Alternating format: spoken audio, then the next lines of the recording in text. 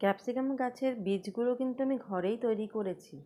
তারপর ওর থেকে ছোট ছোট চারা গাছ আমি নিজে তৈরি করে জাস্ট টবে ট্রান্সফার করে দিয়ে ফেলে রেখে চলে গেছি।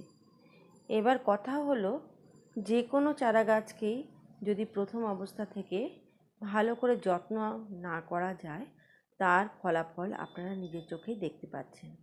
এখনও পর্যন্ত বারবার বিভিন্ন রকমের স্প্রে করেও আমি এই পাতা কোঁকড়ানোগুলোকে ঠিক করতে পারছি না, কিন্তু ফলন মোটামুটি ভালোই দিয়েছিল প্রথম প্রথম। এখন সব ফলগুলো ভেতরটা খুবই ভালো, কিন্তু দেখতে সৌন্দর্য নয়। তো সেটাই বলবো, যে কোনো চারা গাছের প্রথম অবস্থাতেই যদি তাকে খুব সুন্দর করে গড়ে তোলা যায়, তাহলে এই রকম পরিস্থিতি কখনোই দাঁড়াবে না।